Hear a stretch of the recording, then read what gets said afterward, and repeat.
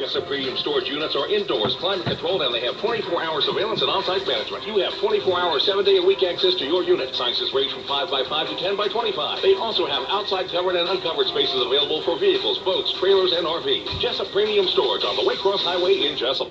At Broadhurst Landfill, keeping our community safe is the most important thing we do. Our local team of environmental managers, engineers, and scientists ensure that the long-term management of the landfill is safe for our workers, customers, and the environment. To learn more, visit our website at www.broadhurstlandfill.com.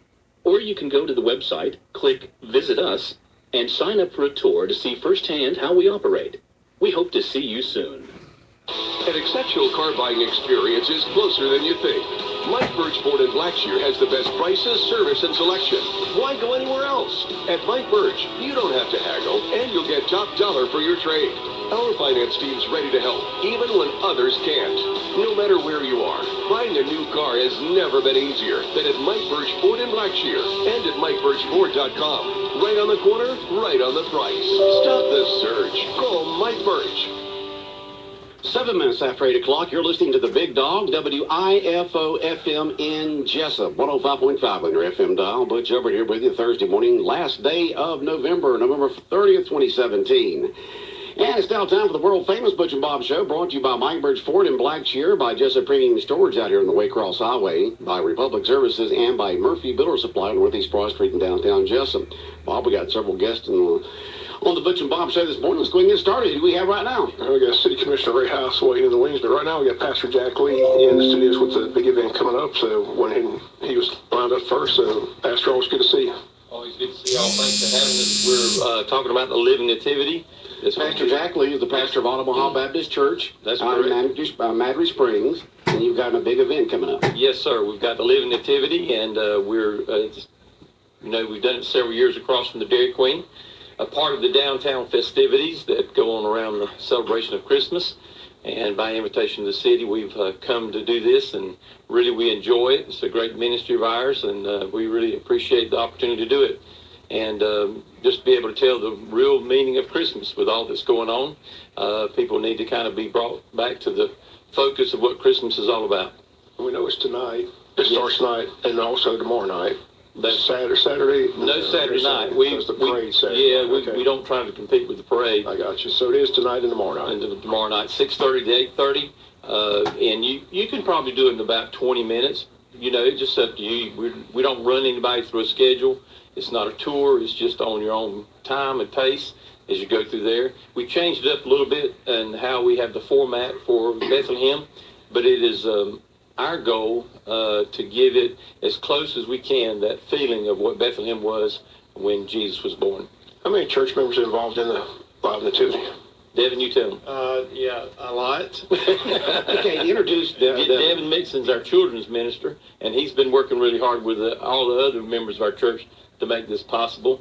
And so yeah, it does take a lot of people to come on board to get to put things together. You know, and I think, why do we do a live nativity? Why do you present that in the park? And I was thinking just even last night, you think of the word Emmanuel, God with us, and it's a picture of God with us. And so we try to recreate that, because actually in history there was a time that God came to earth, and so we can all come together as a church to put this on, because we want to represent Christ in a way that shows that He is real and that He is with us in our own hearts as well as our church. And so we replicate that, and it's a lot of work, but it's well worth it. A great community event. It's always well attended. I don't know if you know the numbers in the last couple of years. How many people? Yeah, you keep track how many people come through? We keep track of the numbers the best we can. The entrance that we want people to come in is over there. On the same road that Tabitha's place is. Some are come through different spots, but we try to get a good number, and it's anywhere from 700 to 1,000 that we have come through there. It involves about 200 people. It involves free of charge, and people offer donations, but we'd rather not take them. It's just an opportunity for us to be able to give back something that we have been blessed with in the story of Jesus. And you have the live animals there as well. We're going to have the live animals. Where do you get those from? Neil Roche and his family provides most of those animals, and that seems to be the biggest hit among the kids, and to be able to pet the animals and everything. And and then, everybody goes in costume, and so everybody that in our church that's out and about and works in town, well, they take on a new look. They're townspeople, wise men. They are weaving baskets, the ladies. They may be doing some other things. Devin, I think, is going to be doing some iron work. Blacksmith, yes. Blacksmith. So we just try to give that kind of feeling. We had the fire pots going, the smoke coming up, and when you walk in there and see those places, it's like going back in time. And you'll have Roman soldiers there, tax collectors, things of that sort. Yes. Basically, the scene that folks would see in the town of Bethlehem back when Jesus was born, Exactly. right? We'll even have some Roman soldiers on horseback, and so we give everybody the opportunity to come in and sign the census, because that's the main reason why they were brought to Bethlehem. Mary and Joseph was that Joseph could be signed up on the census and then to pay taxes. We all know about that. So anyway, so the Roman guards are there standing there to make sure everybody pays their taxes. So when they sign up, we give them a coin and they go over and pay their taxes. Just kind of a gesture of fun, and then they go through the area of Bethlehem. Okay. And it's tonight and tomorrow night, Omaha Baptist Church's live nativity scene, located there right across from Dairy Queen, the intersection of Orange Street and South 1st Street, and 6:30, 8:30, right? That's correct. Tonight and tomorrow night, Thursday and Friday night. Then the parade Saturdays of the live nativity tonight and tomorrow night, Thursday and Friday night, 6:30 to 8:30. It's free. Everybody's welcome to come enjoy it. If you've never been to it before, you'll go away with a great memory. If you've been there before, come see the new stuff that they have this year and how they've kind of reorganized stuff. And it's a wonderful family event. It's almost become to be a picture op, because we've almost had them take the children and put them inside the manger area to take their picture. So, we try to block that off, but it's amazing how people wanted pictures taken with animals and the manger scene and all that. So it's really fun to us, and we really enjoy doing it. Well, that's a lot of work that y'all do with Omaha Baptist Church with this live nativity scene in downtown Jessup. Just hats off to y'all. And, thank you. We do appreciate it so much for y'all doing this for the community. Thank you very much. And we appreciate Butch and Bob show allowing us to come and talk about this. Anytime. All right, anything else? I think that's it. All right, thank you very much. Thank you. Big Dog Country Radio. Bob, who do we have up next? City Commissioner Ray House is coming in next. Okay. Can you find it? The Georgia Dermatology WIFO-FM Big Dog Country Cash Can. Imagine, if you will, a specially marked can hidden in Wayne County, Georgia, worth $1,055. Your mission, should you decide to accept it, find the cash can. Clues to the can's location will be read Monday through Friday live on WIFO at 7:10 a.m., 12:50 p.m., 3:03 p.m., and 5:50 p.m. Shortly after 5 p.m. on Friday, the clues will be posted online at BigDogCountry.com. No purchase necessary. You must be 18 to claim the prize. Complete rules online at BigDogCountry.com.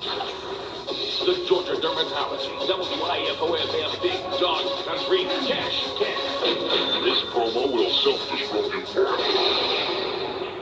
Big Dog Country Radio, WIFO, 105.5 FM in Jessup. World famous Butch and Bob show, Thursday morning, 30th day of November. And Bob, we got another guest here. Who do we have? Yeah, City Commissioner Ray House is in the studio again to give his view of the proposed change is going to take place Tuesday, if it's voted on, as it was voted on at the work session and call meeting this past Tuesday.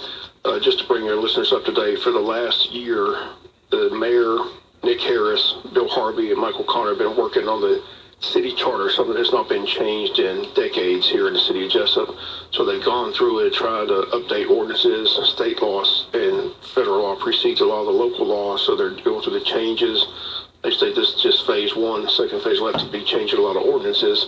But one thing they came up with is that apparently across the state of Georgia and across the United States, many cities, the city council selects and hires and fires a city clerk / treasurer.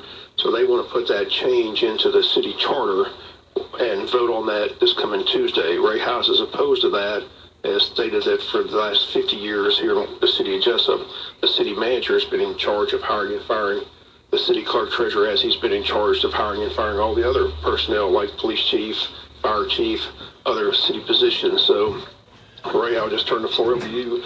We played the actualities from the call meeting and the work session, the heated exchange between you and Commissioner Harris. I was there to hear all that. The one thing I can't grasp my head around is, I say all the time, if it walks like a duck, quacks like a duck, it's a duck.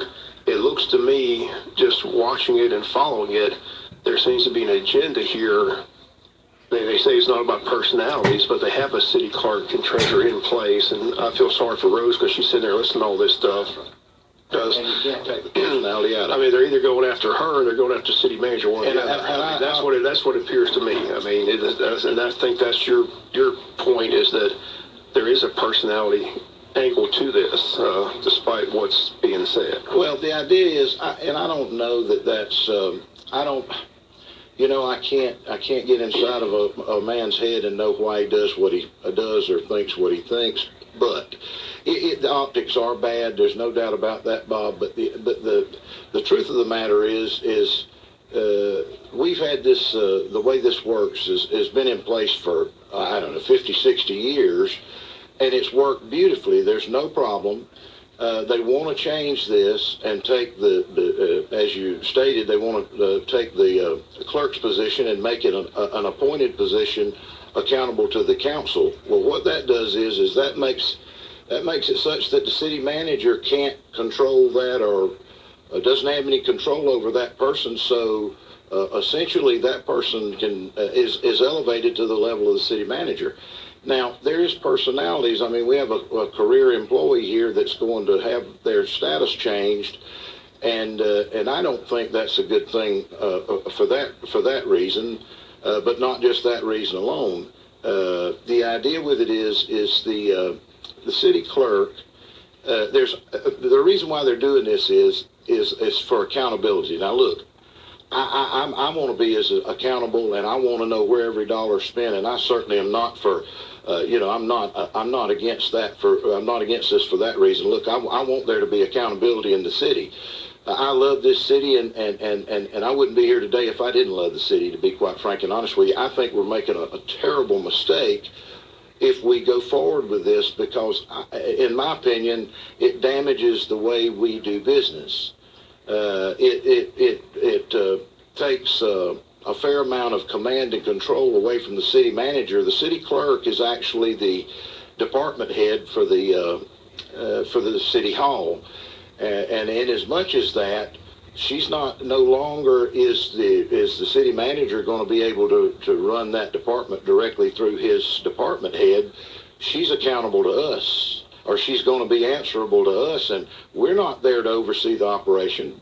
We're part-time people. We're not down there every day. I mean, I don't know how this works, and furthermore, I can't see any scenario whereby our elevation of the clerk to an appointed position. There's no way this is good.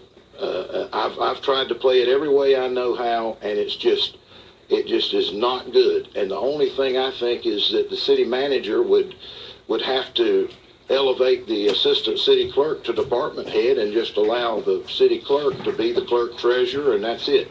I have no command responsibilities at all, because he can't discipline her. But the other point of the contention was, if you're going to do this, then why not be consistent and have the city council hire and fire everybody?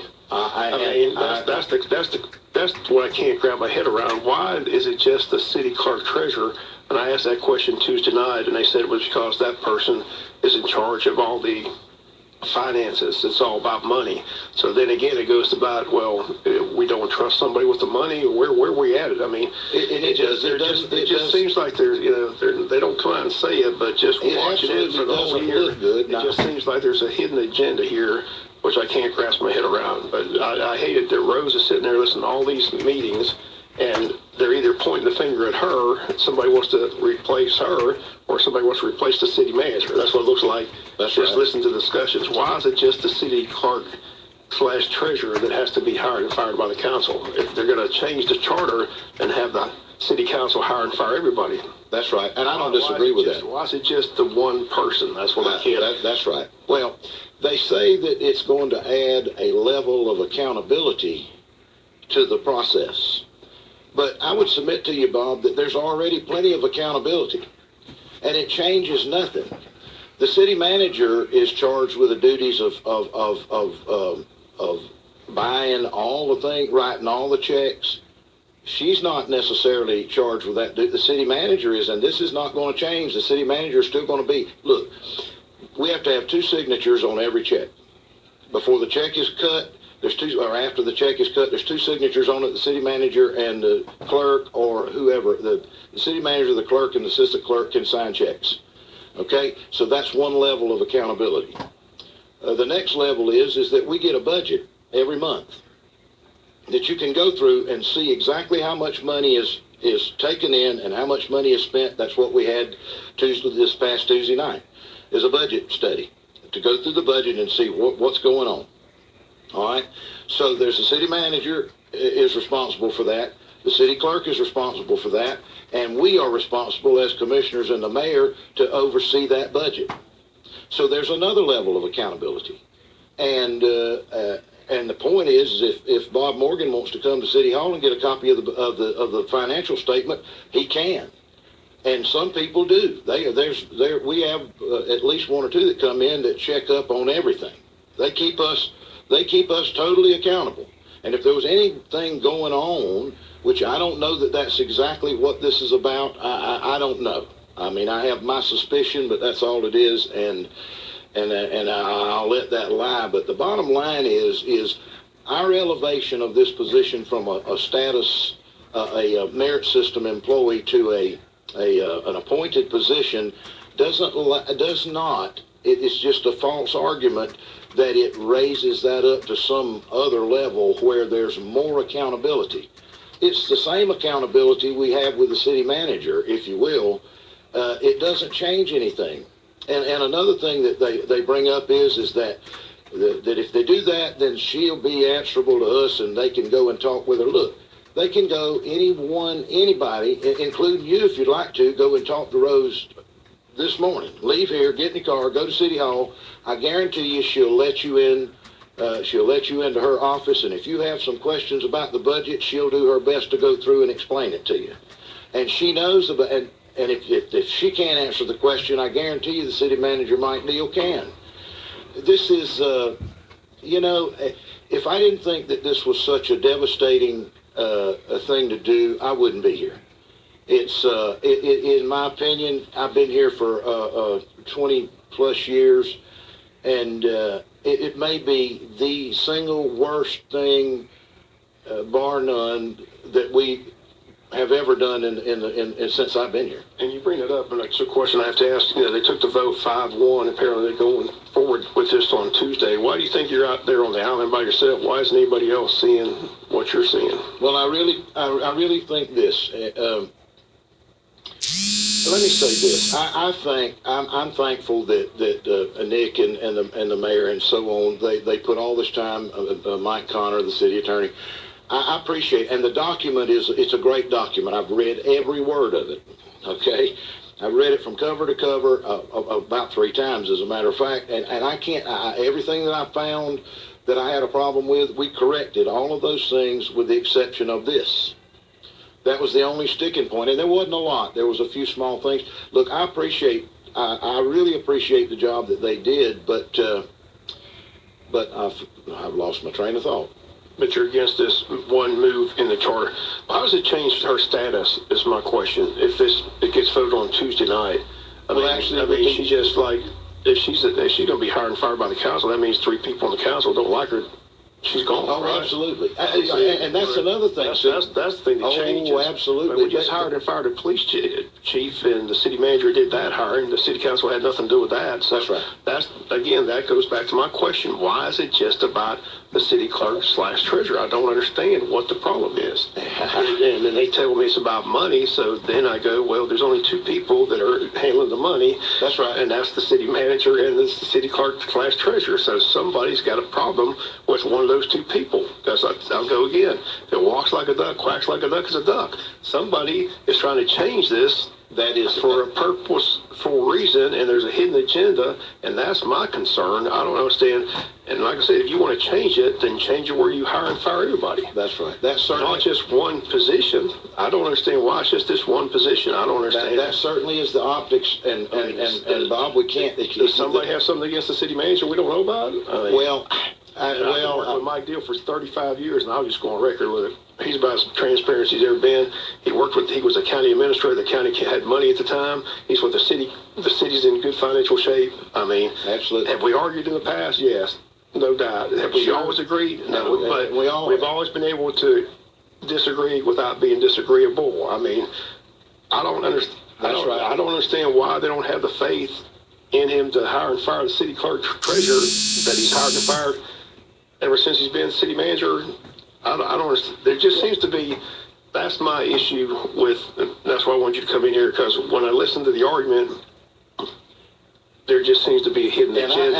I was hoping you could tell me what the hidden agenda is. I hope we can clear up, or at least make the listeners aware of that one position, and the answer I got didn't make any sense. Well, it was because the person handles the money. Well, the point is she handles the money today, and she's going to handle the money after this in the same fashion. It really doesn't change. But I tell you what it does do. Looking at it from a personal perspective, with respect to Rose, she goes from an employee that's covered by the merit system, where she has appeals rights if she were to be fired or whatever. She has all of these appeal rights all the way to Superior Court, whereas if this passes, she'll be made an at-will status employee where she has no appeals right at all. Right. And furthermore, that's not a good position to be in. It absolutely is not. And I can't. I don't want to do any. I don't want to see her hurt in any way, because I think she's done a good job. She's been an absolutely faithful civil servant for 27 years. She's got a few years to go, and she's going to have to survive. If this passes, she'll have to survive 2 election cycles before her retirement. And if in either one of those election cycles it goes the other way or goes against her, and they want to come in and clean house, she doesn't have any recourse. Well, again, it's on the agenda Tuesday. So, again, if you're curious, you might want to talk to your commissioner and see where they stand and why they're on this issue. But it seems to be the sticking point of the city charter. Like I said, they've done a lot of work, and they've had this charter before the board for votes many, many times. It's not voted on as of yet, but they're hoping to pass it Tuesday. But they voted 5-1 this past Tuesday to put this change in the city charter. So you're the only person that voted against it. So you talk to other council members? You got anybody swaying back and forth? You asked me a question before when I lost my train of thought, and I apologize. Look, I think that we have had these discussions, and I'm very passionate. Generally speaking, if it's a run-of-the-mill issue that I don't think is detrimental to the city, it is what it is.